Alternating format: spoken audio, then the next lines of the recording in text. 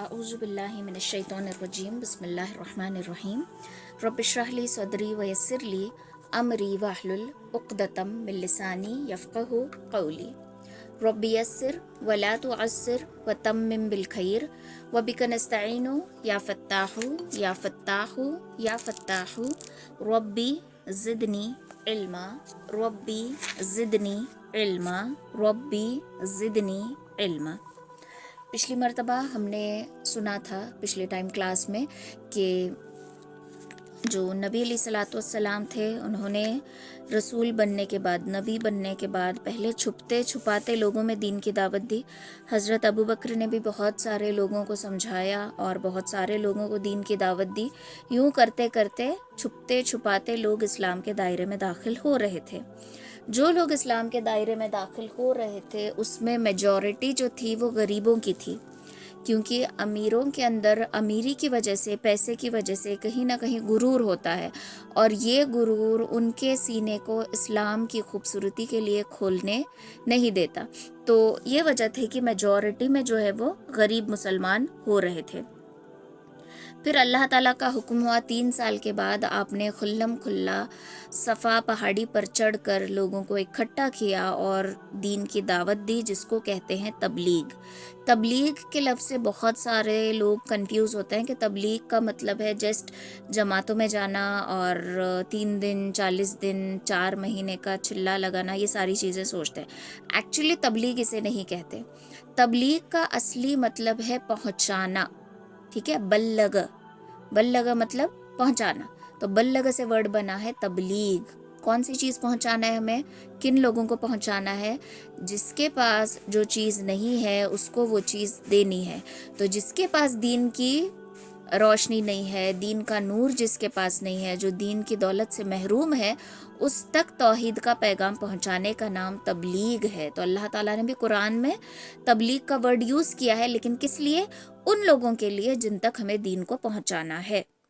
और ये जो हम जमातों में निकलते हैं एक दूसरे की को बताने के लिए, दीन के बारे में गश्त में जाते हैं, इसको कहते हैं इस्लाह करना।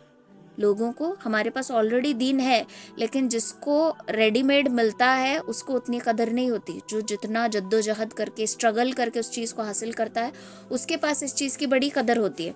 तो हमारी मिसाल वही है, हम लोगों को रेडीमेड मिला है तो हमें ज़्यादा कदर नहीं है, लेकिन जिसको बाद में दीन मिला है, यानी जो बाद में दीन को समझ के उस पर अमल करते हैं और इस्लाम लाते हैं, उनका जज्बा कुछ और होता है। तो जो मुसलमानों में हम दावत देते हैं उसको कहते हैं इस्लाह। जो गैरों तक हम दावत पहुंचाते हैं, जिसके पास दीन है ही नहीं, उसको कहते हैं तबलीग। तो अल्लाह ताला ने तबलीग का हुक्म दिया कब? खुल्लम खुल्ला 3 साल के बाद सफ़ा पहाड़ी पर चढ़कर अल्लाह के रसूल सल्लल्लाहु अलैहि वसल्लम ने लोगों को दीन की दावत दी। सब लोगों ने पहले तो कहा कि हमने आपको सादिक और अमीन पाया है, लेकिन जैसे ही आपने क़यामत का दिन और तौहीद का पैगाम पहुंचाया तो सारे लोग बिगड़ गए। और उनमें सबसे ज़्यादा बिगड़ा था आपका चचा अबू लहब, और उसने पत्थर उठाया था जिस पर सहाबाए कराम के दिल में बद्दुआ उठी थी कि काश के अबू लहब के हाथ टूट जाते। और इसी वजह से सूरतुल लहब नाजिल हुई थी, तब्बत यदा, कि टूट गए अबू लहब के हाथ और वो बर्बाद हो गया। अब धीरे धीरे दिन फैलने लगा था और जब लोगों ने हर तरीके की कोशिश की मुसलमानों को रोकने की, उन पर सख्तियाँ की, उनको प्यार से समझाया, उनको रिश्वत दी, हर तरह का स्ट्रगल करने के बावजूद मुसलमान अपने दीन से, अपने ईमान से पीछे नहीं हटे, तो तब ये लोग जुल्म करने पर आ गए। तो ये लोग इतना जुल्म सितम करने लगे, इतना टॉर्चर करने लगे जिसकी कोई हद नहीं थी। किसी को चटाई में लपेट कर धुआं देना, किसी को ज़रा पहना कर, जो जंग में पहन कर निकलता है ना, लोहे का जो लिबास होता है ज़रा, वैसी ज़रा पहना कर गरम पथरीली ज़मीन पे लटा देना। अब जाहिर सी बात है, गरम ज़मीन, मेटल है, वो भी गर्म होगा और उसको पहनाए रखा है, तो किसी किसी को लगता था जैसे दिमाग उबल जाएगा। बहुत सारे लोग एक्सेस गर्मी की वजह से भी मर जाते हैं ना, तो ऐसे टॉर्चर करने लगे। किसी को रेत पे लटा दिया, किसी को कोड़ों से मारा, किसी का खाना पीना रोक दिया, किसी को घर से बाहर निकाल दिया। तो ऐसी हालतों में भी सहाबाए कराम ने दीन को नहीं छोड़ा। ये वो असल दौर था जब मुसलमानों को वाकई टॉर्चर किया जाता था और फिर भी वो दीन को नहीं छोड़ते थे। और एक आज हमारा दौर है कि हम सिर्फ اس لیے دین سے پیچھے ہٹتے ہیں کہ لوگ ہمارا مذاق اڑا رہے ہیں، صرف معمولی مذاق، لیکن صحابہ کرام نے ظلم و ستم سہا ہے، جان کی بازی کھیلی ہے، پر دین کو نہیں چھوڑا۔ ہم کیا کرتے ہیں، نہیں میرے فرینڈ سرکل میں میرا مذاق اڑاتے ہیں اس لیے میں حجاب نہیں باندھوں گی، اوکے فائن میں حجاب باندھ لوں گی، لیکن ایسے کہ میرے ایئر رنگس نظر آئے، ایئر رنگس میں نے اتنے پیسے لگا کے خریدے ہیں تو لوگوں کو دکھانے تو چاہیے، میں ایسے حجاب باندھوں گی کہ میرا نیکلس نظر آئے، تو یہ تبرج میں آتا ہے۔ آپ بالیاں دکھانا کان کی، گلا دکھانا، تو اس میں ہمارا کان بھی نظر آ رہا ہے، گلا بھی نظر آ رہا ہے، یہ تو ہمارے 70 میں شمار ہو گیا۔ پلس ہمارا حجاب کسی اعتبار سے نہیں ہے، ہمیں اور زیادہ اٹریکٹیو بنانے کے لیے ہم اس طریقے سے اوڑھ رہے ہیں، تو یہ حجاب نہیں کہلاتا، اوکے، یہ ہماری بیوٹی کو اور دکھانا کہلاتا ہے، ٹھیک ہے۔ تو ہم یہ سوچ کر کہ لوگ ہمارا مذاق اڑائیں گے، یہ ساری چیزیں کرتے ہیں۔ ینگسٹرز ہوتے ہیں، لڑکے ہوتے ہیں، چہرے پر سنت سجانا ضروری نہیں سمجھتے کیونکہ لوگ مذاق اڑائیں گے، تو لوگوں کی وجہ سے اور ان کے مذاق کی وجہ سے ہم دین کو چھوڑتے ہیں، لیکن صحابہ کرام نے اپنے جان کی بازی کھیلی، مرنے کے وقت تک پہنچ گئے، لیکن دین کو کبھی نہیں چھوڑا، تو ان کو دیکھ کر ہمیں یہ چیزیں سیکھنی چاہیے۔ اب جب ظلم اور زیادتیاں بہت زیادہ بڑھ گئیں، چوتھے سال سے، نبوت کے چوتھے سال سے جو ہے یہ ظلم و ستم کا سلسلہ شروع ہوا تھا، 5ویں سال تک یہ جاری رہا، تب نبی کریم صلی اللہ علیہ وسلم نے سوچا کہ اب کچھ تو کرنا پڑے گا، اب کچھ تو کرنا پڑے گا، کوئی تو راستہ نکلے، ورنہ یہ مٹھی بھر مسلمان ہیں، اتنے سے مسلمان ہیں، اب اتنا ظلم و ستم ہونے لگا، تو انسان تو فطری طور پر انسان ہی ہوتا ہے نا، یہ ان کو آپ صلی اللہ علیہ وسلم کو ڈرتا کہ کہیں یہ لوگ پلٹ نہ جائیں ظلم و ستم کو برداشت کرتے کرتے، تو اس وقت انہی حالات میں سورۃ الکہف نازل ہوئی، ٹھیک ہے۔ یہ جو حالات چل رہے تھے ٹارچر کرنے کے، ظلم اور زیادتی کرنے کے، ایسے حالات میں سورۃ الکہف نازل ہوئی، اور یہ سورہ جو ہے جیسے ہی نازل ہوا، اس سورت میں جو 3 واقعات ہیں، ان واقعات نے مسلمانوں کا ذہن پھر کمپلیٹلی برین واش کر دیا، جو غلط خیالات آ رہا تھا وہ کمپلیٹلی چلے گا۔ اچھا ہوتا ہے نا ایسے کہ ابھی سمجھو ہم کوئی چیز کر رہے ہیں اور وہ چیز شروع کرتے ہی راستے میں رکاوٹیں آ رہی ہیں، مشکلیں آ رہی ہیں، مصیبتیں آ رہی ہیں، تو پھر ہمارے ذہن میں آتا ہے کہ یہ کرنے کی وجہ سے آ رہا ہے، اس کو چھوڑ دوں میں، تو ایسے ہی انسان تھے، ان کے بھی ذہن میں آیا ہوگا یا آنے کا ڈر ہوگا، تو آپ صلی اللہ علیہ وسلم فکر مند ہو رہے تھے، تو فوراً اللہ تعالیٰ نے سورۃ الکہف نازل کی، اور اس میں جو واقعات تھے ان کو پڑھ کر، ان کو سن کر مسلمانوں کے دل میں یہ چیز جاگ گئی، یہ بات جاگ گئی کہ بندوں کے لیے مستقبل کے بارے میں جو بھی چیزیں ہوتی ہیں وہ ہمیں حال میں، یعنی ان فیوچر جو ہونے والا ہے، پریزنٹ کے حالات سے ہم اس کو جج نہیں کر سکتے، ٹھیک ہے۔ اصحاب کہف کے واقعے سے یہ درس مل جاتا ہے کہ دین اور ایمان اگر خطرے میں ہو تو اسلام کی خاطر، اپنے ایمان کی خاطر، کفر اور ظلم کا جو مرکز ہے جہاں پر ہم رہ رہے ہیں اس کو چھوڑ کر وہاں سے ہم آگے نکل جا سکتے ہیں، یہ چیز پتہ چلتی ہے۔ موسیٰ علیہ السلام اور خضر علیہ السلام کے واقعے سے یہ پتہ چلتا ہے کہ جو ان فیوچر ہونے والا ہے وہ ہمیں پریزنٹ میں نہیں سمجھ میں آتا، تو اللہ تعالیٰ جو بھی حالات پیدا کرتا ہے اس میں کوئی نہ کوئی مصلحت ضرور ہوتی ہے۔ کبھی کبھار ہمیں لگتا ہے کہ اتنی بارش ہو رہی ہے، وقت بے وقت ہو رہی ہے، ہمارے کام رک رہے ہیں، ہمیں صرف پریزنٹ نظر آ رہا ہے، فیوچر کا ہمیں پتہ نہیں ہے، ہو سکتا ہے اسی وجہ سے آگے کوئی فائدہ ہونے والا ہو، وی ڈونٹ نو، تو ہم پریزنٹ کو دیکھ کر فیوچر جج کرتے ہیں، لیکن اللہ تعالیٰ فیوچر کو دیکھ کر ہمارے پریزنٹ کے حالات بدلتا ہے۔ کبھی کبھار ہمیں لگتا ہے کہ ہماری لائف میں بہت مشکلات آ رہی ہیں، میرے آپسی رشتہ داروں میں رشتے صحیح نہیں چل رہے، میرا پرسنل ریلیشن صحیح نہیں چل رہا، میرے سے کوئی غلطی ہو رہی ہے کیا کہ مجھے سزا مل رہی، نہیں، اللہ تعالیٰ جان بوجھ کر ایسے حالات پیدا کرتا ہے، کیوں؟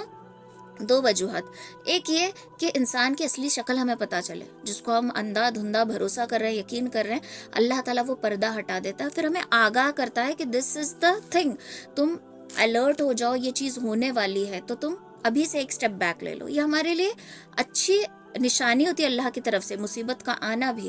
دوسری بات، ہو سکتا ہے کہ کوئی بڑی مصیبت ہم پر پڑنے والی ہے، اس سے بہتر یہ چھوٹی مصیبت کا سامنا کر کے ہم نکل جائیں، تو اللہ تعالیٰ جن دروازوں کو بند کرتا ہے، ہو سکتا ہے کہ اس دروازے کے پیچھے ہمارے لیے کوئی خطرہ ہے، اور اس خطرے کو دیکھے بنا ہم اللہ تعالیٰ سے ناراضگی کا اظہار کرتے ہیں کہ اللہ نے میرے ساتھ ہی ایسا کرنا تھا، میری ہی لائف کو ایسا بنانا تھا, مجھے اتنا اسٹرگل کرنا تھا. بالکل نہیں. اللہ تعالیٰ جس کو جتنا پسند کرتا ہے, جس سے جتنی محبت کرتا ہے, اس کے زندگی میں اتنی زیادہ آزمائشیں لاتا ہے. اگر آپ کے لائف میں ایک بھی آزمائش نہیں ہے تو پھر ڈرنے کی بات ہے کہ کہیں اللہ مجھ سے منہ تو نہیں پھیر لیا, کہیں اللہ مجھ سے ناراض تو نہیں کہ مجھے آزما نہیں رہا. اگر آپ کے لائف میں ایک بھی آزمائش ہے تو خوش ہو جاؤ کہ اتنا تو صحیح میں اللہ کے قریب ہوں. تو آزمائش کا آنا یہ اللہ کی قربت کی نشانی ہوتی ہے کہ اللہ تعالیٰ سے ہم قریب ہیں, اللہ ہم کو پسند کرتا ہے. تو یہ جو آزمائش مسلمانوں پر پڑ رہی تھی, یہ ریزن تھا آگے اسلام کے پھیلنے کا. اسلام مکہ کے اعتراف میں ہی نہیں تھا, اسلام کو پوری دنیا میں پھیلانا تھا. تو کچھ تو کرنا تھا نا. تو یہ جو ظلم و ستم آئے, ایسا نہیں کہ اللہ تعالیٰ کو مسلمانوں کی پرواہ نہیں تھی, ایسا نہیں کہ اتنا اسٹرگل کر رہے ہیں مسلمان, ایمان لا رہے اور اللہ کوئی معجزہ نہیں لا رہا. ہمارا ایسا ہی ہوتا ہے نا, جیسے ایگزامپل سمجھ لو, ہم کوئی ہوم ریمیڈی ٹرائی کر رہے ہیں, ہیئر فال ہو رہا ہے, ہم کوئی ہیئر پیک لگا رہے ہیں, ہیئر ماسک لگا رہے ہیں, تو ہماری نیت یہ ہوتی ہے کہ فرسٹ یوز میں ہی ایک دم کمپلیٹ 100% ہمارے ہیئر فال اسٹاپ ہو جائے. جبکہ ایسا ہوتا نہیں ہے, ہمیں ایٹ لیسٹ 1 month تو بھی یوز کرنا پڑتا ہے, یا پھر ایک لمٹ ہوتی ہے ایک ٹائم کی کہ اتنے دن کے بعد اس کا اثر دکھے گا. ہمیں پہلے واش میں ہی اثر چاہیے ہوتا ہے, پھر ہم بولتے ہیں کہ نہیں یہ پروڈکٹ تو اچھا نہیں ہے, ہمیں اثر نہیں کر رہا. تو ایسا ہی ہے ہمارا کہ ہم فوراً مصیبت آئے تو سوچتے ہیں کہ اللہ کوئی معجزہ ہی کر دے. ہم چاہتے نہیں کہ کوئی اسٹرگل ہو ہمارے ساتھ, ہم چاہتے نہیں کہ ہم جد و جہد کریں, ہم اسٹرگل کریں, ہم یہ نہیں چاہتے, ہم فوراً معجزے چاہتے ہیں. ہم ایسی قوم ہیں. تو اللہ تعالیٰ نے یہ ظلم و ستم اس لیے نہیں کیا کہ مسلمان تھک جائیں, ہار جائیں, ڈھیلے پڑ جائیں, نہیں, بلکہ مسلمانوں کو مکہ سے باہر نکالنا تھا, مسلمانوں کو ہجرت کروانی تھی تاکہ دین جو ہے مکہ کے باہر بھی پھیلے. اسی لیے چیزیں ہو رہی تھی. اوکے, تو اس میں یہ حکمت تھی. تو اب اللہ تعالیٰ نے کے حکم سے لوگوں کو, اللہ کے رسول صلی اللہ علیہ وسلم نے کہا کہ آپ لوگ حبشہ کی طرف ہجرت کر لو. سنا ہے کہ حبشہ کا جو بادشاہ ہے نجاشی بہت رحم دل ہے, بہت کائنڈ ہارٹ ہے, تو تم وہاں جاؤ, انشاءاللہ وہاں پہ تمہیں کوئی مصیبت نہیں آئے گی. لیکن یہاں رہو گے تو یہ لوگ تمہارا جینا حرام کر دیں گے. تو آپ کے حکم سے اور اللہ کے حکم سے مسلمانوں کی ایک جماعت جو ہے یہ حبشہ کی طرف چلی گئی. 12 مرد تھے اور 4 عورتیں تھیں, اور حضرت عثمان ابن عفان رضی اللہ تعالیٰ عنہ ان کے امیر تھے, اور ان کے ہمراہ رسول اللہ صلی اللہ علیہ وسلم کی صاحبزادی حضرت رقیہ رضی اللہ تعالیٰ عنہ بھی تھی. ٹھیک ہے, رسول اللہ صلی اللہ علیہ وسلم نے ان کے بارے میں فرمایا کہ حضرت ابراہیم علیہ السلام اور حضرت لوط علیہ السلام کے بعد یہ پہلا گھرانہ ہے جو اللہ کی راہ میں ہجرت کر رہا ہے.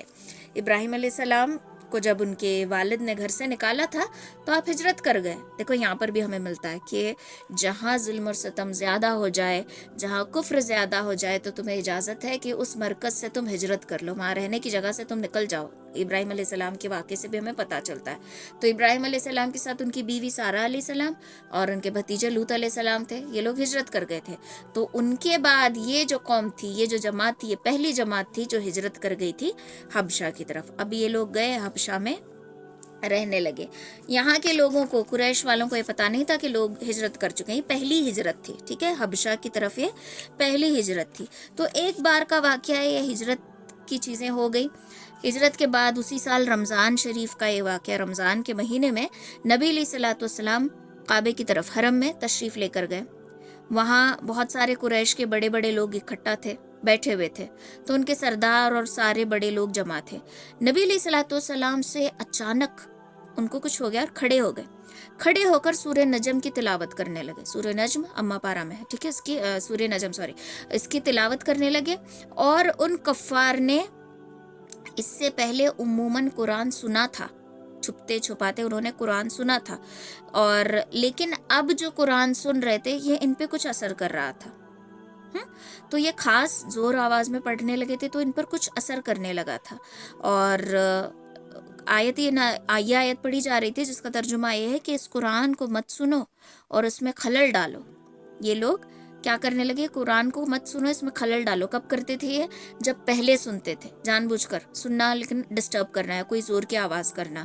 اسی لیے قرآن کے ادب میں آتا ہے کہ جب کوئی قرآن پڑھ رہا ہے تو آس پاس بیٹھے والے لوگ بلند آواز میں باتیں نہ کریں, تاکہ پڑھنے والے کا ذہن وہاں سے نہ ہٹے. اور پڑھنے والے کو بھی چاہیے کہ کسی خاموش جگہ پر قرآن پڑھے. اگر لوگ اطمینان سے تمہیں سن رہے ہیں تو تب آواز سے قرآن پڑھے, لیکن اگر لوگ تمہارے طرف نہیں توجہ دے رہے, تمہاری قرآن کی تلاوت کو نہیں سن رہے, تو پھر وہاں پر سٹاپ کر دیں اور زور سے تلاوت نہ کریں. تو نبی علیہ الصلوۃ والسلام پہلے جب قرآن پڑھتے تھے تو یہ لوگ خلل ڈالتے تھے, لیکن اس بار جب نبی علیہ الصلوۃ والسلام نے اچانک سورہ نجم کی تلاوت شروع کر دی تو ان کے کانوں نے خود کا کنٹرول کھو دیا, مطلب وہ کھو گئے قرآن کی تلاوت میں. ان شارٹ میں اگر سمجھاؤں تو کلام الہی کی آواز سنتے ہی ان کو کچھ بھی ہوش نہیں رہا, سب کے سب اپنا ہوش گنوا بیٹھے تھے. مطلب ایک دھن سی چھا گئی تھی ان پر, اور وہ بڑے کنسنٹریشن کے ساتھ بڑے دل سے قرآن کی تلاوت کو سننے لگے. یہاں تک کہ جب آپ نے سورہ کے آخر میں اللہ کے جو واقعات ہیں, آخرت کے واقعات, دل دہلانے والی آیتیں تلاوت فرما دی, اور پھر یہ آیت پڑھی, سجدے کی آیت, کہ اللہ کے لیے سجدہ کرو اور اس کی عبادت کرو, یہ سنتے ہی سب کے اوپر کنٹرول نہ رہ سکا اور سب کے سب سجدے میں گر گئے آٹومیٹکلی. مطلب اتنا وہ کھو گئے تھے. کبھی کبھار ایسا ہوتا ہے نا کہ ہم کوئی سٹوری سن رہے ہوتے ہیں تو ہم اس کی امیجنیشن میں چلے جاتے ہیں, اور اتنی گہری امیجنیشن میں چلے جاتے ہیں کہ ہم بس کھو جاتے ہیں. تو ویسے ہی سب لوگ کھو گئے تھے ان آیتوں کو سنتے سنتے, اور بے اختیار سب لوگ سجدے میں پڑ گئے. جب ہوش آئی تو سب مطلب انسلٹڈ فیل ہوا نا, کہ اب تک تو انکار کر رہے تھے, قرآن میں خلل ڈال رہے تھے, لیکن آج ہمیں کیا ہو گیا. تو ایک دوسرے سے نظر نہیں ملا پا رہے, اور آپس میں کہنا شروع کر دیا کہ محمد جو ہے یہ جھوٹ گھڑتے ہیں, کچھ بھی باتیں کرتے ہیں, ہمارے بتوں کا ذکر کرتے ہیں اور ان کی عزت نکالتے ہیں. اور سارے کے سارے یہ کہنے لگے کہ یہ تو جھوٹ تھا, ہم پہ کوئی جادو چلا دیا تھا, ہمیں بے ہوش کر دیا تھا, اور ہم نے غلطی سے نا اختیار ہو کر سجدہ کر دیا. کسی نے یہ کہا کہ مجھے تو چکر آ رہی تھی اس لیے میں سجدے میں گر گیا, مجھے کوئی عذر پیش آ گیا تھا اس لیے میں جھک گیا. یوں یہ باتیں کرنے لگے. لیکن یہ جو واقعہ ہے نا کہ سارے قریش کے بڑے بڑے لوگوں نے, سرداروں نے سجدہ کیا, یہ واقعہ گھومتے گھومتے یہ بات مکہ سے باہر گئی اور حبشہ پہنچی. حبشہ کے لوگ جو ہجرت کر کے گئے تھے, گنے چنے لوگ, ان کو لگا کہ قریش والے وہ مسلمان ہو گئے, اب ہم اپنے شہر میں واپس چلے جا سکتے ہیں. ہوتا ہے نا کہ جب ہم کہیں باہر گھومنے جاتے ہیں تو 1 دن 2 دن اچھا لگتا ہے, لیکن تیسرے دن سے ہمیں اپنا شہر یاد آنے لگتا ہے, اور جب ہم گھر میں آ کر پہنچتے ہیں تب اطمینان کی سانس لیتے ہیں, ہمیں لگتا ہے ریلیکس ہو گئے, ہم اپنی ایریا میں آ گئے, کیونکہ ہمیں یہاں کی عادت ہو چکی ہوتی ہے. یا پھر کسی گیسٹ کے گھر ہم گئے رہنے کے لیے, پہلے دن ہمیں نیند نہیں لگتی جگہ کے بدلنے کی وجہ سے, اپنے گھر میں اطمینان سے ہمیں نیند لگ جاتی ہے. تو ایسے ہی یہ لوگ اب خوش ہو گئے کہ ہم واپس مکہ چلے جا سکتے ہیں, اور سب لوگ مکہ واپس آ گئے. راستے میں ہی پتہ چلا کہ یہ تو ایک افواہ تھی, کوئی مسلمان نہیں ہوا. تو آدھے لوگ جو ہے واپس حبشہ لوٹ گئے, اور آدھے جو ہے وہ واپس مکہ آ گئے. جو لوگ ہجرت کر کے واپس مکہ آ گئے تھے برا پھنسے. اب ان کو اتنا زیادہ ٹارچر کیا گیا, اتنا زیادہ ٹارچر کیا گیا جس کی کوئی حد نہیں. بہت برا یہ لوگ پھنس گئے, اور ان کی زیادتیاں ان پر بڑھ گئی. لیکن اب نبی علیہ الصلوۃ والسلام نے کہا کہ تم لوگ پلیز واپس حبشہ چلے جاؤ, یہ لوگ تمہیں جینے نہیں دیں گے. لیکن اب جو ہے قریش والے احتیاط ہو گیا نا ان کو کہ یہ لوگ پھر جا سکتے ہیں, ایک بار تو بچ کے نکل گئے, اب یہ لوگ بچ کے نہیں جا سکتے. تو وہ بہت مطلب اٹینٹیو تھے, اٹینشن پورا ان کا تھا کہ کہیں یہ لوگ مکہ سے باہر نہ نکل جائے. لیکن مسلمان بھی ثابت قدم تھے اور اللہ ان کے ساتھ تھا. تو یہ اس بار پھر سے دوسری ہجرت ہوئی حبشہ کی طرف. پہلی ہجرت بھی حبشہ کی طرف ہوئی جس میں مسلمانوں کی تعداد کم تھی, دوسری ہجرت بھی حبشہ کی طرف ہوئی. واقعہ میں آپ کو بتا چکی ہوں کہ کس طریقے سے ہوئی, ٹھیک ہے. لوگ پھنس کے جب مکہ آئے تو یہاں پہ برا اٹک گئے. اب جب ہجرت ہوئی تو لوگوں کی تعداد بڑھ گئی. کتنے؟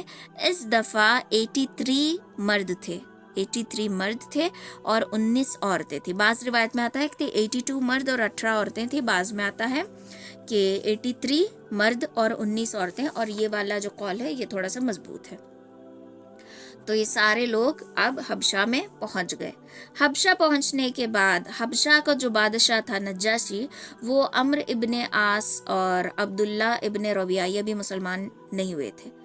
تو ان کی گہری سوجھ بوجھ تھی اور ان لوگوں کو پتا تھا کہ یہ ہمارا دوست ہے اور اس کے ہاتھ سے ہم مسلمانوں کو نکال کر لے کر آئے.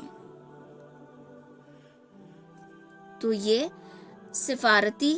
سفارش لے کر بادشاہ کے محل میں گئے اور بادشاہ کے جیسے ہم دیکھتے ہیں نا کہ بادشاہ ہوتا ہے، پھر اس کے پاس اس کے نجومی ہوتے ہیں، اس کے لوگ ہوتے ہیں اور وزیر ہوتے ہیں. کالز میوٹ کرو اپنے.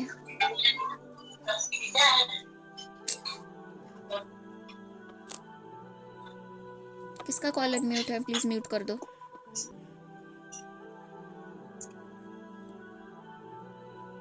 اچھا، آپ جب کلاس میں بیٹھو نا ایک بار میوٹ کر تو موبائل میں چھیڑ خانی مت کرو، ٹچ ہی مت کرو ان میوٹ کرنے کے لیے.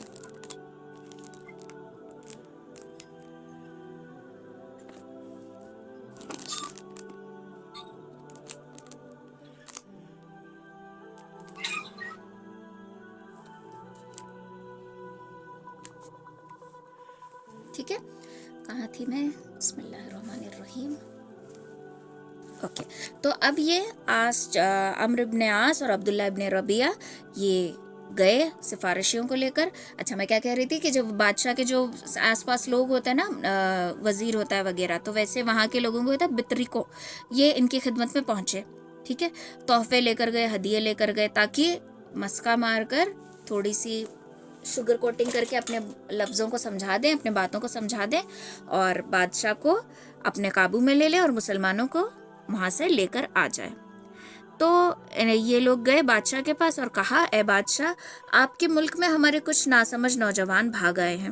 انہوں نے اپنی قوم کا دین چھوڑ دیا ہے، لیکن آپ کے دین میں بھی داخل نہیں ہوئے. اپنے قوم کا تو دین چھوڑا، لیکن آپ کے پاس بھی یہ داخل نہیں ہوئے. آپ عیسائی تھے، آپ کے بھی دین میں یہ داخل نہیں ہوئے ہیں، بلکہ یہ ایک نیا دین ہی ایجاد کر رہے ہیں.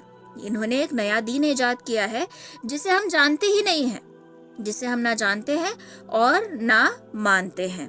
ہم آپ کی خدمت میں اسی بات کو لے کر آئے ہیں کہ آپ ان کو کیا کر دیں، چھوڑ دیں. یہ اپنے باپ، اپنے چاچا، اپنے کنبے، اپنے قبیلے کے لوگوں کو سب کچھ چھوڑ کر یہاں پر آئے ہیں اور ان کے لوگوں نے بہت سارے تحفے دیے کہ ہمارے لوگوں کو واپس چھوڑ دو. مقصد یہ ہے کہ آپ انہیں ہمارے پاس واپس بھیج دیں، کیونکہ وہ لوگ اس پر کڑی نگاہ رکھیں گے. ان لوگوں پر وہ لوگ جو ہے اپنے خاندان والے کڑی نگاہ رکھیں گے اور ان کو اب جکڑ کر رکھیں گے، کیونکہ اپنے دین سے پھر گئے، مرتد ہو گئے ہیں.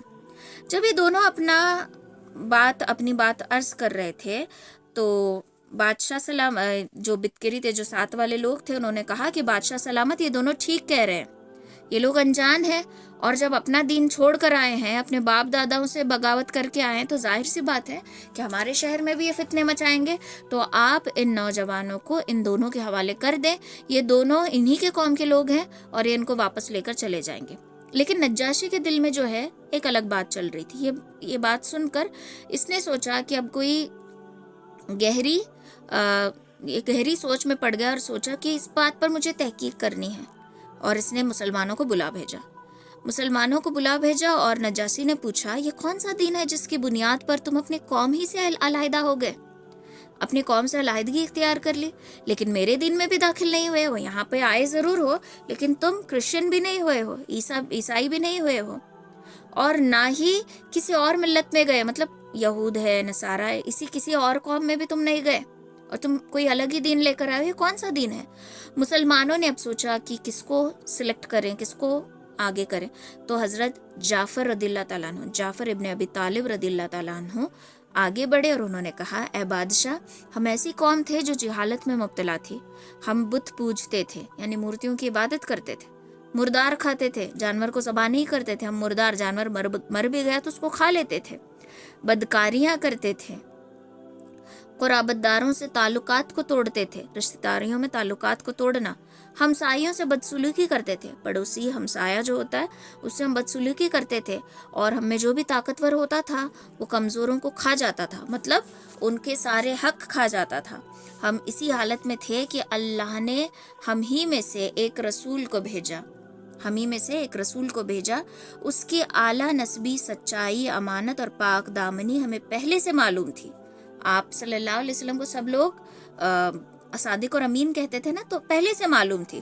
اس نے ہمیں اللہ کی طرف بلایا اور سمجھایا کہ ہم صرف ایک اللہ کو مانیں اور اس کی عبادت کریں، اور اس کے سوا جن پتھروں اور بتوں کو ہمارے باپ دادا پوجتے تھے ان کو چھوڑ دیں.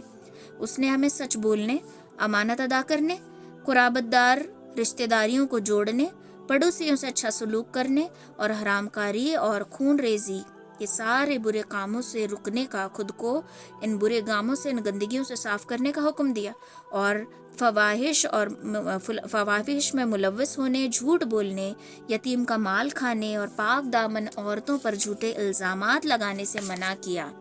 اس نے ہمیں یہ بھی حکم دیا کہ ہم صرف اللہ کی عبادت کریں، اس کے ساتھ کسی کو شریک نہ کریں. اس نے ہمیں نماز، روزہ، زکوٰۃ، یہ ساری چیزیں ادا کرنے کا حکم دیا، اور اسی طرح حضرت جعفر نے اسلام کے سارے اچھے کام گنوا دیے. ٹھیک ہے، اس نے کہا، حضرت جعفر نے کہا کہ ہمیں یہ باتیں اچھی لگی، اللہ نے ہمیں چن لیا، اللہ نے ہمیں ہدایت دی، اور ہم نے ان کو سچا پیغمبر مان لیا اور ہم ان پر ایمان لے کر آئے، اور یہ سارے جو بددینی کام ہیں، جو برے کام ہیں، ہم نے ان تمام چیزوں کو چھوڑ دیا. ہم اللہ کو مانتے ہیں، برے کاموں کو چھوڑتے ہیں، اس وجہ سے ہماری قوم والے ہمارے دشمن بن گئے ہیں. ٹھیک ہے، تو نجاشی نے کہا کہ وہ پیغمبر جو کچھ کلایا ہے، وہ جو کچھ کہتا ہے، کیا تمہارے پاس کچھ حصہ اس کا موجود ہے؟ مطلب تمہیں کچھ یاد ہے تو مجھے بھی سناؤ. تو حضرت جعفر نے کہا کہ ہاں بالکل مجھے یاد ہے. تو نجاشی نے کہا ذرا مجھے بھی پڑھ کر سناؤ. تو حضرت جعفر نے سورہ مریم، دیکھو ان کی بھی کتنی حکمت ہے، سمجھداری ہے، کہ وہ چاہتے تھے کوئی اور سورت پڑھ سکتے تھے، لیکن چونکہ بادشاہ نجاشی عیسائی تھا، حضرت جعفر نے سورہ مریم کی ہی آیت پڑھ کے سنائی. انہوں نے ابتدائی کی آیتیں تلاوت فرمائی. نجاشی اس قدر رونے لگا آیتیں سن کر کہ اس کی داڑھی بھیگ گئی. مطلب اتنا رویا کہ اس کی داڑھی جو ہے بھیگ گئی، اور اس نے کہا کہ یہ کلام اور وہ کلام جو حضرت عیسیٰ علیہ السلام لے کر آئے تھے، دونوں ایک ہی شمع کے دان سے نکلے ہوئے روشنی ہے. تو ایک شمع سے نکلی ہوئی روشنی ہے دونوں میں کوئی فرق نہیں ہے. اس کے بعد نجاشی نے عمرو ابن عاص اور عبداللہ ابن ربیعہ سے مخاطب ہو کر کہا کہ تم دونوں چلے جاؤ، میں ان لوگوں کو تمہارے حوالے نہیں کر سکتا، اور نہ یہاں ان کے خلاف کوئی چال چلی جائے گی، تو اس بات میں تم الرٹ رہنا، کوئی سازش مت کرنا، یہاں سے تم نکل جاؤ. اس حکم پر دونوں وہاں سے نکل گئے. لیکن پھر عمر ابن عاص نے عبداللہ ابن ربی سے کہا، میں نے کہا تھا نا کہ مکہ والے لوگ جو ہیں بڑے ہٹ دھرم ہوتے ہیں، ڈھیٹ ہوتے ہیں، ضد ہوتی ہے ان کے اندر اپنی بات منوانے کی. تو اس نے کہا کہ خدا کی قسم کل ان کے متعلق ایسی بات لے کر آؤں گا کہ ان کی ہریالی جو ہے پھیلی ہے نا، اس کی جڑیں کٹ جائیں گی. تو عبداللہ ابن ربیعہ نے کہا کہ نہیں، ایسا مت کرنا، یہ لوگ اگرچہ اپنے دین سے پھر گئے ہیں، ہمارے خلاف کام کر رہے ہیں، لیکن ہے تو ہمارے اپنے ہی، ہمارے قبیلے کے لوگ ہیں، ہمارے اپنے لوگ ہیں. ایسا ہوتا ہے نا کہ سمجھو ہم کسی اور کنٹری میں گئے ہیں، یا پھر ہم حج کے لیے گئے ہیں، اور وہاں پہ ہر ایک کنٹری کا بندہ موجود ہے، ہمیں کوئی انڈین مل جائے تو اس سے تھوڑا سا ہمارا ریلیشن اچھا بن جاتا ہے. ہاں، انڈین میں بھی پھر ہماری ایریا کا مل جائے تو اور زیادہ بانڈنگ ہماری بن جاتی ہے. تو یہ ہماری قوم کے لوگ ہیں، ہمارے قبیلے کے لوگ ہیں، ایسا کچھ مت کرو کہ یہاں پر بھی ان کا جینا محال ہو جائے، چھوڑ دو، بھول جاؤ اس بات کو. لیکن عمرو ابن عاص جو ہے یہ بہت ضدی تھا اور اپنے بات پہ اڑ گئے. اگلے دن جیسے ہی اگلا دن نکلا، یہ نجاشی کے پاس پھر گیا اور کہا کہ اے بادشاہ، یہ لوگ عیسیٰ ابن مریم کے بارے میں بہت بری بات کہتے ہیں، بڑی بات کہتے ہیں جو تم برداشت نہیں کر پاؤ گے. تو اس پر نجاشی نے مسلمانوں کو پھر بلا بھیجا. وہ پوچھنا چاہتا تھا کہ حضرت عیسیٰ علیہ السلام کے بارے میں مسلمان کیا کہتے ہیں. تو اس دفعہ مسلمانوں کو تھوڑی سی گھبراہٹ ہوئی، کیونکہ عیسیٰ علیہ السلام اور مریم علیہ السلام کرسچنز کے نزدیک وہ لوگ ان کو پوچھتے ہیں، ہے نا. تو اب ان کو تھوڑی سی گھبراہٹ ہوئی. پھر انہوں نے سوچا کہ نہیں، ڈرنے کی ضرورت نہیں ہے، ہم وہی بات بتائیں گے جو اللہ نے ہم سے بتائی ہے، ہم اس میں کچھ آگے پیچھے نہیں کریں گے، ہم وہی بتائیں گے. چنانچہ جب مسلمان نجاشی کے دربار میں حاضر ہوئے اور ان سے یہ سوال کیا گیا، تو پھر حضرت جعفر ہی آئے اور انہوں نے فرمایا، ہم عیسیٰ علیہ السلام کے بارے میں وہی بات کہتے ہیں جو ہمارے نبی لے کر آئے ہیں. یعنی حضرت عیسیٰ علیہ السلام اللہ کے بندے اور اس کے رسول ہیں، اس کی روح اور اس کے وہ کلمہ ہے جسے اللہ نے کنواری پاک دامن حضرت مریم کی طرف القاء کیا تھا. جبرائیل علیہ السلام نے جسٹ ایک روح پھونکی تھی، اپنے پر کا ایک کونا آپ کی پیٹ کو لگایا تھا اور یہ حاملہ ہو گئی تھی. اور مریم علیہ السلام بڑے پریشان ہوئی تھی کہ میں تو کنواری ہوں، مجھے کسی مرد نے چھوا تک نہیں ہے، میں لوگوں سے جا کر کیا کہوں گی، پریشان ہو گئی تھی. اور یہ معجزہ ہوا کہ بچے نے ہی کہہ دیا کہ میں اللہ کا بندہ ہوں. ٹھیک ہے. تو یہ لوگ عیسائی کے جو لوگ ہوتے ہیں یہ ان کو اللہ مانتے ہیں, اللہ کی بیوی مانتے ہیں, اور ان کو اللہ کا بچہ, نعوذ باللہ, یہ ہمارا ایمان نہیں ہونا چاہیے. اس لیے کہا جاتا ہے کہ میری کرسمس نہ کہو, ورنہ تم بھی اسی ایمان میں آ جاتے ہو, اسی یقین میں آ جاتے ہو جو عیسائیوں کا یقین ہے. تو بہرحال انہوں نے یہ چیز پڑھ کر سنائی. تو جیسے ہی اس پر یہ بات سنی تو نجاشی نے زمین پر ایک تنکا اٹھایا, چھوٹا سا ٹکڑا اٹھایا, اور بولا کہ یہ خدا کی قسم, جو کچھ تم نے کہا ہے عیسیٰ علیہ السلام کے بارے میں, اس تنکے سے بڑھ کر بھی اس میں کوئی بات نہیں ہے, اس تنکے سے گھٹ کر بھی کوئی اس میں, مطلب اس میں کچھ بھی چینجز نہیں ہے تمہاری بات میں, تم نے واقعی سچ کہا ہے. اور بعض روایت میں یہ بھی آتا ہے کہ نجاشی نے اپنے جو عصا ہوتی نا ہاتھ میں, جیسے بوڑھے لوگ جو لکڑی لے کر چلتے ہیں ویسے عصا تھی اس کے ہاتھ میں, اس نے اس سے ایک لائن ڈرا کی زمین پر, کہا کہ اس باریک لائن کے برابر کا فرق ہے تمہارے اور ہمارے دین میں. اور واقعی کرسچینٹی میں اور ہمارے دین میں بہت باریک باریک فرق ہے. اچھا, جو اولڈ ٹیسٹیمنٹ نیو ٹیسٹیمنٹ ہے اس میں چینجز آئے, کیونکہ کیسا ہوتا تھا پہلے, جب کوئی مسئلہ لے کر ان کے عالموں پاس جاتے تھے اور وہ مسئلہ ہمارے حساب سے فٹ نہیں ہو رہا تو پیسے دے کر اس آیت کو ہی بدل دیتے تھے. تو یوں چینجز آئے ہیں, لیکن قرآن میں سے کوئی تبدیلی نہیں کی جا سکتی. تو بہرحال کرسچینٹی اور مسلمانوں میں آلموسٹ سیم چیزیں ہیں, چند چیزوں کا فرق ہے, آلموسٹ سیم چیزیں ہیں, ہے نا. جیسے کہ ان کی بھی عید ایک ہی ہے, ہمارے عید 2 ہیں, ان کی ایک عید ہے. ہم بھی روزے رکھتے ہیں, وہ بھی روزے رکھتے ہیں, وہ کرسمس کے لیے روزے رکھتے ہیں, 40 ڈیز رکھتے ہیں, ہم 30 ڈیز رکھتے ہیں. تو بہت ساری چیزیں سملر ہیں, لیکن جیسے ہمارے لیے جمعے کا دن اہم ہے, ان کے لیے سنڈے کا دن اہم ہے, لیکن ان کا اور ہمارا عقیدے میں فرق ہے.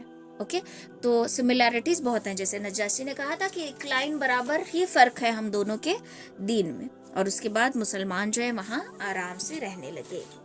یہاں مکہ میں کیا چلا تھا, اب اس نے جب منع کیا تو عمرو اور ربیعہ کا بیٹا عبداللہ ابن ربیعہ, یہ دونوں منہ لٹکا کر واپس آئے, کیونکہ بڑے ٹھاٹ سے گئے تھے کہ ہم لے کر آئیں گے, لیکن اب ان کا کیا ہے, ان کی عزت گھٹ گئی کہ یہ واپس اس کو نہیں لا سکے.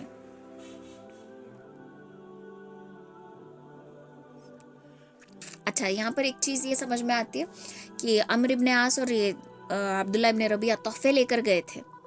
تحفے کس لیے لے کر گئے تھے, تاکہ بادشاہ کو تحفے دے کر اس کا منہ بند کر دیں. ہمارے یہاں بھی ہوتا ہے نا ایسا کہ کسی ہم غلط ہیں اور سامنے والے کو بٹرنگ کرنی ہے تو ہم تحفے لے کر جاتے ہیں, کچھ لے کر جاتے ہیں تاکہ سامنے والا اس احسان کے تلے دب جائے. تو اگر ہمارے اندر حکمت ہے, سمجھ بوجھ ہے کہ یہ تحفہ کس لیے دیا, تحفہ لینا دینا سنت ہے لیکن لوگوں نے اس کو بدل دیا ہے. اگر ہمارے اندر سمجھ ہے, حکمت ہے کہ یہ تحفہ کس لیے دیا جا رہا ہے, تو بیٹر ہے کہ ایسے تحفوں سے پرہیز کریں. ایسے تحفوں سے کیا ہے, پرہیز کریں. کچھ لوگ بڑی اچھی نیت سے تحفے دیتے ہیں, کچھ لوگ اس نیت سے تحفے دیتے ہیں کہ یہ ہماری ہاں میں ہاں ملائے. ایگزامپل, بیسٹ ایگزامپل الیکشنز کے ٹائم کا ہے نا. ہر گھر میں پیسہ, تحفے, کوکر, مٹھائی, یہ وہ 500 روپے, 1000 روپے دیے جاتے ہیں. کس لیے, تاکہ ووٹ ہمیں دیں. تو یہ تحفے کیا ہے, ہمارے لیے خطرے کی گھنٹی ہے نا. تو ایسے ہی ان لوگوں نے بھی کیا تھا. تو یہ دیکھو ایک ایک چیز ہمیں مل رہی ہے. ساری سیرت جیسے جیسے ہم سنتے جا رہے ہیں, تب کا زمانہ اب کا زمانہ کمپیریزن کرتے جاؤ. تب کے حالات, ہماری زندگی کے حالات. اب مجھے نہیں پتا آپ کی زندگی میں کیا حالات چل رہے ہیں, آپ کو نہیں پتا میری زندگی میں کیا حالات چل رہے ہیں, لیکن بہت سارے کامن حالات سب کی زندگیوں میں چل رہے ہوتے ہیں. تو ایک ایک سبق ہمیں مل رہا ہے اس سے کہ یہ ویسا تھا, میری لائف میں یہ ہو رہا ہے تو میں اس کو کیسے ہینڈل کروں. ہینڈل کرنے کی چیز ہمیں نہ بھی سمجھ میں آئے تو ایٹ لیسٹ ہمیں ہمارے اندر کانفیڈنس آ جائے گا کہ نہیں, میں یہ چیز فیس کر سکتی ہوں یا کر سکتا ہوں. ہمیں یہ کانفیڈنس آ جائے گا ہمارے اندر. اوکے, تو یہ سارے سلسلے اب چلنے لگے. یہاں پر جو سردار تھے قریش کے, سارے لوگ ابو طالب کے پاس گئے اور کہا کہ ہم آپ کے اعجاز کی وجہ سے, آپ کی عزت کی وجہ سے خوش ہیں, چپ ہیں, اور آپ جو ہمارا دشمن ہے محمد, اس کو سہارا دے کر بیٹھے ہوئے ہیں. آپ سمجھ جاؤ, اپنے بھتیجے کو روک لو. آپ نے اس کو نہیں روکا تو یاد رکھنا, ہم اور زیادہ اپنے باپ داداؤں کے دین کی تذلیل کو برداشت نہیں کریں گے. ہم اپنے خداؤں کی عزت کو چھیننے نہیں دیں گے. آپ اسے روکیے, ورنہ ہم اس کو اپنے طریقے سے روکیں گے اور اس کا کمپلیٹ صفایا کر دیں گے. ابو طالب کو اس دھمکی کا بڑا اثر ہوا, ڈر گئے. بوڑھے تھے نا, عمر کے اعتبار سے انسان کی ہمت گھٹنے لگتی ہے. جیسے ہم جب ینگ ہوتے ہیں تو ہم بہت سارے لوگوں کا کھانا بنا سکتے ہیں، ہمارے اندر امیونٹی ہوتی ہے، طاقت ہوتی ہے۔ جیسے جیسے عمر تبدیل ہوتی جاتی ہے، چینجز آنے لگتے ہیں، تو تب ہماری ہمت گھٹنے لگتی ہے، ہم اکیلے کھڑے ہو کر نہیں بنا سکتے، ہم کسی اور کو لیتے ہیں، ہے نا۔ یہ ایگزامپلس میں اس لیے دے رہی ہوں تاکہ آپ آسانی سے سمجھ جائیں۔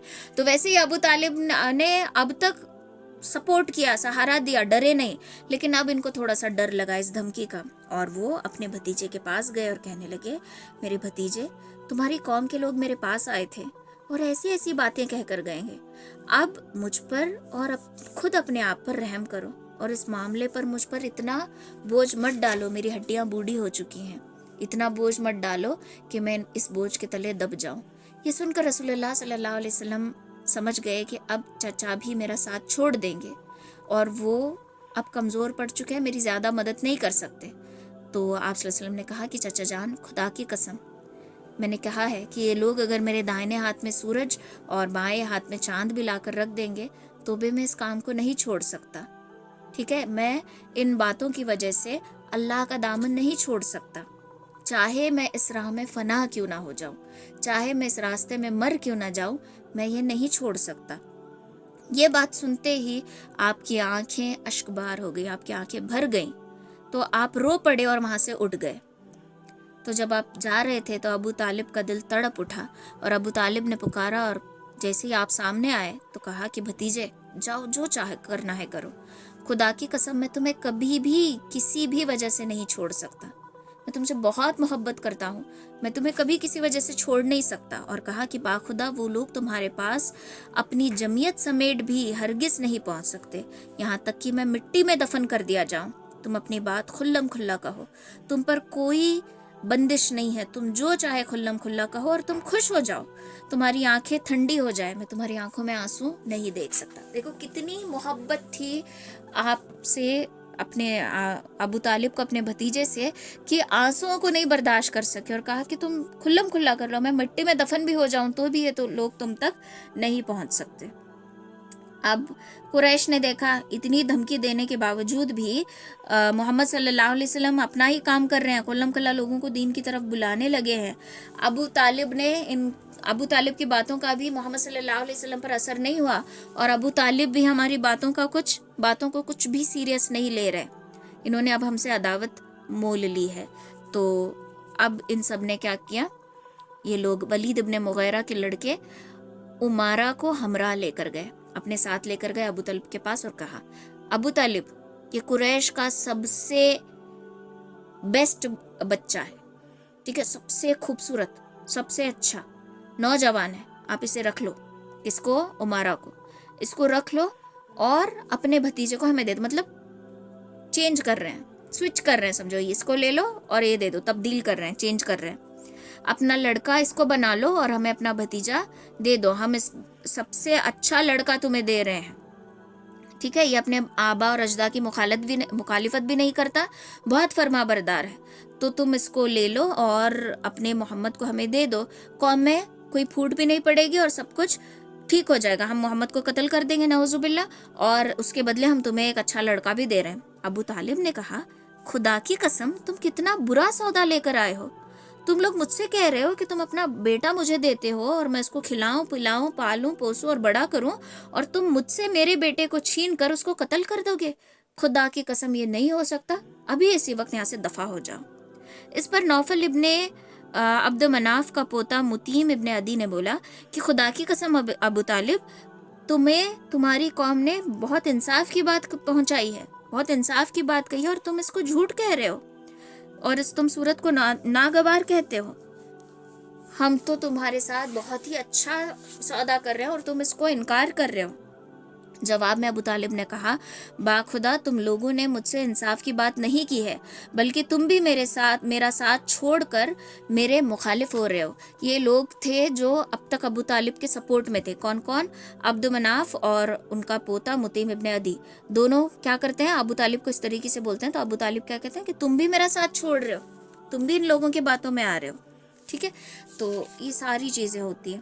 اب آپ صلی اللہ علیہ وسلم اپنا کام کیے جا رہے ہیں اور سارے دھمکیاں سب کچھ ویسٹ ہو رہی ہے، کچھ بھی کام نہیں ہو رہا۔ تو ان دونوں، یہ جو ڈیل تھی کہ اپنا بیٹا تبدیل کر لو، یہ ساری چیزیں اب بیکار ہو گئی. لیکن یہ ساری چیزوں کی وجہ سے 2 بہتر ہستیاں اسلام میں داخل ہو گئی. ٹھیک ہے، ایک حضرت حمزہ اور دوسرا حضرت عمر. میں بول رہی ہوں نا کہ ہمیں پریزنٹ کی وجہ سے جج نہیں کرنا ہوتا، اللہ کے مستقبل کے فیصلے بہت الگ ہوتے ہیں. تو ان واقعات کی وجہ سے اب یہاں تک بات پہنچی کہ یہ لوگ آپ صلی اللہ علیہ وسلم کا قتل بھی کرنے والے تھے. تو ان تمام واقعات کی وجہ سے 2 لوگ اسلام کے دائرے میں داخل ہو گئے. تو ایک بار کا واقعہ ہے، ابو لہب کا بیٹا، اگر آپ کو یاد ہو تو میں نے کہا تھا کہ اس نے کھڑے کھڑے آپ صلی اللہ علیہ وسلم کو آپ صلی اللہ علیہ وسلم کی بیٹیوں کو طلاق دینے کا کہا تھا. تو یہ جو ان کا بیٹا تھا اتیبہ، یہ رسول اللہ صلی اللہ علیہ وسلم کے پاس آیا اور آپ کا گریبان پکڑا اور بہت گندے باتیں آپ سے کہی اور آپ کے منہ پر تھوک دیا. اس کا تھوک آپ کے منہ کو نہیں لگا، لیکن پھر بھی آپ کے دل سے آہ نکلی. آہ بہت خطرناک ہوتی ہے، اور اس نے کہا، نبی علیہ الصلوۃ والسلام کے دل سے آہ نکلی اور انہوں نے کہا کہ اللہ اس پر اپنے کتوں کو مسلط کر دے. دیکھو اس نے پہلے تکلیف دی تھی آپ کی بیٹی کو طلاق دے کر، یہ بڑا درد تھا. اب دوسری اس نے بھیش بازار آپ کا گریبان پکڑ لیا. کالر پکڑنا یہ بہت مرد کے لیے بہت بری بات ہوتی ہے نا. تو آپ کا کالر پکڑا اور تھوکا اور بہت بری باتیں کہی. تو آپ کے دل سے آہ نکلی، بد دعا نکلی، اور انہوں نے کہا کہ اللہ اپنے کتوں میں سے اس پر ایک کتا مسلط کر دے. اپنے کتوں میں سے اس پر ایک کتا جو ہے مسلط کر دے. اور یہ آہ جو ہے یہ اللہ کے دربار تک جا پہنچی. چنانچہ اتیبہ ایک بار کچھ لوگوں کے ہمراہ سفر میں چلا گیا شام کی طرف. جب انہوں نے شام کے مقام پر پڑاؤ ڈالا تو رات میں وہاں پر شیر آ گیا، شیر آ گیا. اتیبہ دیکھتے ہی کہا کہ ہائے رے میری تباہی، خدا کی قسم جو محمد صلی اللہ علیہ وسلم نے بد دعا دی تھی آج یہ بد دعا مجھے لگ گئی. دیکھو میں شام میں ہوں اور اس نے مکہ میں بد دعا دی تھی اور وہ بد دعا مجھے شام میں آ کر لگ گئی، ڈر گیا. اور تمام لوگوں نے کیا کیا کہ اس کو بیچ میں سلا کر پہرا دینے لگے. لیکن رات کو جب آنکھ لگی شیر آیا اور ایسا جھپکا مارا کہ اس کی گردن ہی اڑا دی. اس کی کیا کر دی؟ گردن ہی اڑا کر لے گیا. تو یہ اللہ کے کتوں میں سے ایک کتے کو مسلط کر دینا، جو نبی علیہ الصلوۃ والسلام کے دل سے آہ نکلی تھی، یہ بد دعا پوری ہو گئی. اور اتیبہ کا جو سر ہے ذبح ہو گیا، شیر نے سر ہی اکھاڑ لیا اس کا، ایسا جھپکا مارا. پھر ایک بار کا واقعہ ہے کہ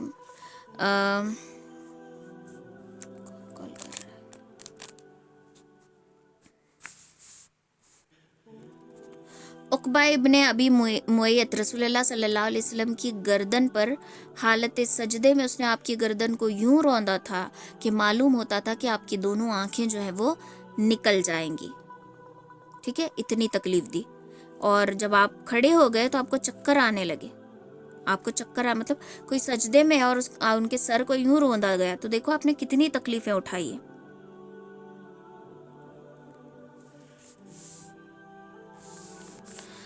تو ابو جہل نے یہ دیکھ کر کہا کہ برادران قریش، آپ دیکھتے ہو محمد ہمارے دین کی عیب چینی کرتا ہے، ہمارے آبا اور اجداد کو بدگوئی دیتا ہے، مطلب ان کے بارے میں بدسلوکی غلط کلام کرتا ہے، ہماری عقلوں کو بے وقوف کہتا ہے، ہمارے معبودوں کی تذلیل کرنے سے باز نہیں آتا. اس لیے میں اللہ سے عہد کر رہا ہوں کہ ایک بہت بھاری پتھر میں اٹھاؤں گا اور محمد کا سر کچل دوں گا. نعوذ باللہ، محمد صلی اللہ علیہ وسلم کا سر میں کچل دوں گا.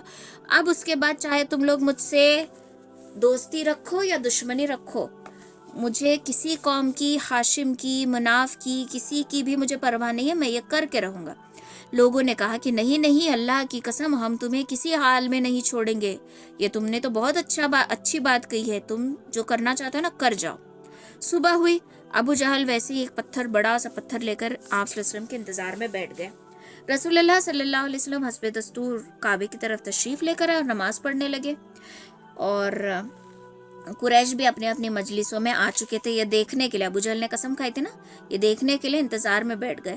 جب رسول اللہ صلی اللہ علیہ وسلم سجدے میں تشریف لے گئے تو ابو جہل نے پتھر اٹھایا، پھر آپ کی جانب بڑھا، لیکن جب قریب پہنچا تو ایک دم اس کو کچھ ہو گیا، شکستہ حالت میں اس کا رنگ اڑ گیا اور عجیب سی حالت لے کر وہاں پر آیا. لوگوں نے اس کا چہرہ دیکھ کر شوق ہو گئے. لوگوں نے پوچھا ابو الحکم، یعنی حکم کے ابو جہل، ابو الحکم تمہیں کیا ہو گیا ہے؟ کہنے لگا میں نے رات جو بات کہی تھی وہی کرنے جا رہا تھا، لیکن جب میں اس کے قریب پہنچا تو ایک اونٹنی آڑ آ گئی، ایک اونٹنی آڑ آ گئی، اور باخدا میں نے کبھی ایسی اونٹنی، اتنی بڑی کھوپڑی اور ایسی گردن والی اونٹنی میں نے کبھی نہیں دیکھی تھی، اور ایسا لگ رہا تھا وہ مجھے کھا جائے گی۔ ابن اسحاق کہتے ہیں مجھے بتایا گیا ہے کہ رسول اللہ صلی اللہ علیہ وسلم نے فرمایا کہ یہ جبریل علیہ السلام تھے، اگر ابو جہل آگے بڑھتا تو یہ اس کو، جبریل علیہ السلام اس کو خاک کر دیتے، اس کو وہیں دے مارتے۔ اس کے بعد ابو جہل رسول اللہ صلی اللہ علیہ وسلم کے خلاف ایک ایسی حرکت کرتا ہے جو حضرت حمزہ کے اسلام لانے کی وجہ بنتی ہے۔ جہاں تک کہ قریش کے دوسرے بدماشوں کا تعلق ہے، ان کے دلوں میں نبی علیہ الصلوۃ والسلام کے خاتمے کا خیال بہت بار آ چکا تھا، لیکن کسی نے ابھی جرت نہیں کی تھی آپ کو ختم کرنے کی، ٹھیک ہے۔ تو ابو جہل کیا کرتا ہے، یہ جا کر آپ صلی اللہ علیہ وسلم کو مارتا ہے، اور ایسے مارتا ہے کہ آپ زخمی ہو گئے، پتھر سے مارتا ہے، بعض روایت میں آتا ہے کہ ایسے مارا کہ آپ کے زخمی ہو گئے اور خون بہنے لگا۔ یہ سارا واقعہ جو ہے حضرت حمزہ کی باندھی دیکھ رہی تھی۔ اچھا اب تک نا حضرت حمزہ مکہ میں نہیں تھے، یہ شکار کے لیے کہیں باہر گئے ہوئے تھے، اتنا سب کچھ ہو رہا ہے، یہ وہاں نہیں تھے۔ تو یہ جب شکار سے واپس آئے تو ان کو پتا چلا، ان کی باندھی نے سارا واقعہ ان سے بتا دیا اور کہا کہ اتنی سختی کر رہے ہیں آپ کے بھتیجے پر، اتنی سختی کرنے لگے ہیں آپ کے بھتیجے پر۔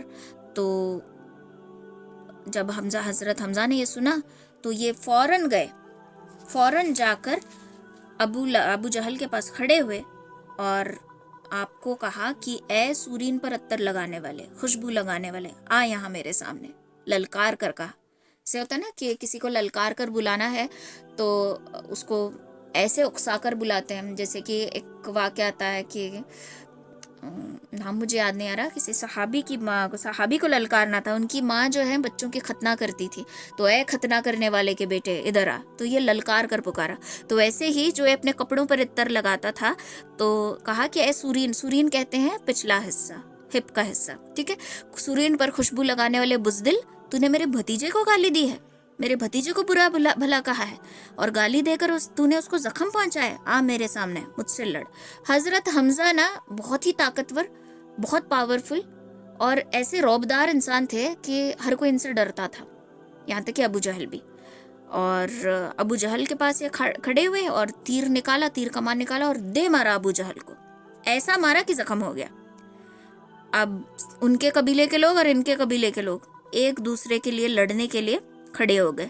ابو جہل کا قبیلہ تھا بنو مخزوم اور حضرت حمزہ کا قبیلہ بنو ہاشم، دونوں لوگ ایک دوسرے کے خلاف ہو گئے۔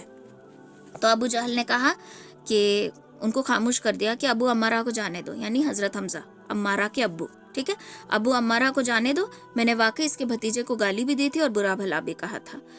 تو یہاں پر حضرت حمزہ کہتے ہیں، دے مارتے ہیں اس کو اور کہتے ہیں کہ دیکھو میں مسلمان ہو گیا، میں محمد پر اور اس کے رب اللہ پر ایمان رکھتا ہوں، میں مسلمان ہو گیا، اگر تمہارے اندر ہمت ہے تو آؤ مجھے پہلے مارو، میرے بھتیجے کو مارنے سے پہلے مجھے مارو۔ تو یہ جو ابتدائی حضرت حمزہ نے جو یہ کیا تھا نا کہ میں مسلمان ہو گیا، یہ صرف محمد صلی اللہ علیہ وسلم کو سپورٹ کرنے کے لیے کہا تھا، دل سے نہیں کہا تھا، لیکن چونکہ انہوں نے اللہ کے رسول صلی اللہ علیہ وسلم کو سپورٹ کیا، ڈھال بنے، ان کے لیے حق میں آواز اٹھائی، اس وجہ سے اللہ تعالیٰ نے ان کا سینہ کھول دیا، اور واقعی یہ دل سے اب ایمان قبول کر چکے تھے، اور یہ مسلمانوں کے لیے سب سے بڑی جیت تھی۔ اب تک کیا تھا، سب کمزور لوگ آ رہے تھے، ہے نا، کمزور لوگ آ رہے تھے، کمزور لوگ ہی اسلام قبول کر رہے تھے، لیکن اب جو ہے حضرت حمزہ جو سب سے پاورفل تھے، یہ اسلام کے دائرے میں آ گئے تھے، تو یہ مسلمانوں کے لیے مسلمانوں کی ہمت بڑھانے کے لیے بہت بڑی بات تھی۔